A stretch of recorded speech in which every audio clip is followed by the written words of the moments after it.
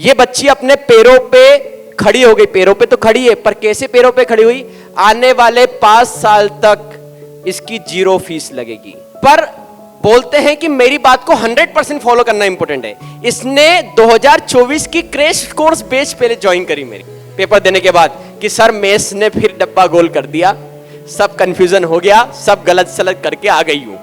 अब बोलो क्या होने वाला है? CUET तो देखा जाए तो टफ एग्जाम है। अपने को एफर्ट लगाओगे तो ही होगा। अगर तुम सोचोगे कि कंसिस्टेंट नहीं रहेंगे और फिर भी हो जाएगा तो नहीं हो पाएगा। सर ने जैसा कहा मैंने भी वैसा ही बोला और बच्ची ने भी वही काम करा और पूरा विश्वास, मतलब कुछ भी मेरा 1% भी रोल नहीं है उसमें। जो भी रोल है इसका इस मुकाम पे पहुंचाने में सर का रोल है। आज हमारे बीच मौजूद है एक ऐसी स्टूडेंट जिन्होंने अपनी मेहनत, लगन और कंसिस्टेंसी के साथ कुछ अलग ही कर दिखाया। CUET एग्ज़ाम में उन्होंने अपनी ब्रिलियंस से स्कोर करी है an outstanding all India rank 14। कि 12th में हमने ये तो टारगेट लिया कि परसेंट बनाना है, पर आगे कैरियर को भी तो प्लान करना है।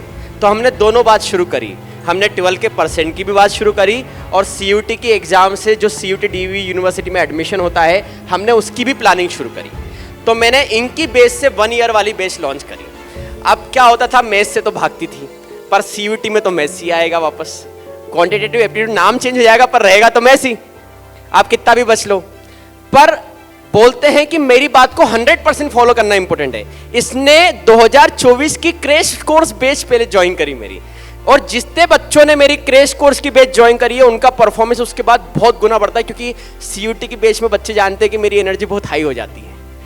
तो इस जीजी ने वो एनर्जी 12 के पहले एक्सपीरियंस कर ली, और उसका फायदा ये रहा कि वो एनर्जी के साथ इसने 12 की शुरुआत करी, और उस एनर्जी के कारण एक बार क्रैश कोर्स पढ़ा, फिर साल भर भी मेरे साथ कंटिन्यू करी, और वो एनर्जी थी तो उस एनर्जी से CUET की भी प्रिपरेशन होती रही और उस एनर्जी से स्कूलिंग की भी प्रिपरेशन होती रही, और उसी का परिणाम ये रहा। बोलते हैं मेहनत बेकार नहीं जाती। जब पेपर आया था ये रो रही थी पेपर देने के बाद कि सर मेस ने फिर डब्बा गोल कर दिया, सब कंफ्यूजन हो गया, सब गलत सलत करके आ गई हूँ। अब बोलो क्या होने वाला है? तो मैंने इसको यही बोला था, जब पढ़ रही थी तब भी बोला था, और मेरी बात खाली नहीं जाती। मैंने इसको बोला था तेरा हो जाएगा, मतलब हो जाएगा। तो जीजी ये बच्ची अपने पैरों पे खड़ी हो गई, पैरों पे तो खड़ी है, पर कैसे पैरों पे खड़ी हुई? आने वाले 5 साल तक इसकी 0 फीस लगेगी। ये मेरिट होल्डर है, 85% से ऊपर रिजल्ट और CUET में सिलेक्शन। 5 साल MP गवर्नमेंट इसके पढ़ने की फीस भी भरने वाली, तो इसने फीस का भी टेंशन घर वालों का खत्म कर दिया। मैं सर से जब 3-4 साल पहले मिला था तो मैंने यही बात बोली थी कि मैं कुछ नहीं जानता, मैं मेरे बिजनेस में रहता हूँ, ये आपके जिम्मे है, आपका इसको सब करना है।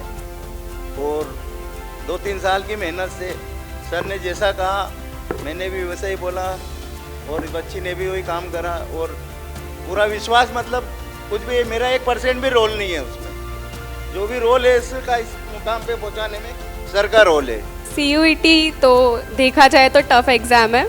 अगर तुम मैथ्स से थोड़ा सा डरते हो तो स्टार्टिंग से प्रिपेयर करना, अभी 12th के साथ प्रिपेयर कर लो थोड़ा बहुत मैथ्स इंपॉर्टेंटली, और GK पढ़ लेना थोड़ा बहुत। और बाकी तो सर को तो फॉलो करोगे, सर की बात मान लेना थोड़ी सी, और अपने को एफर्ट लगाओगे तो ही होगा। अगर तुम सोचोगे कि कंसिस्टेंट नहीं रहेंगे और फिर भी हो जाएगा तो नहीं हो पाएगा। कंसिस्टेंसी रहेगी तो तुम्हारा रिजल्ट भी बन जाएगा, एडमिशन भी हो जाएगा। Thank you.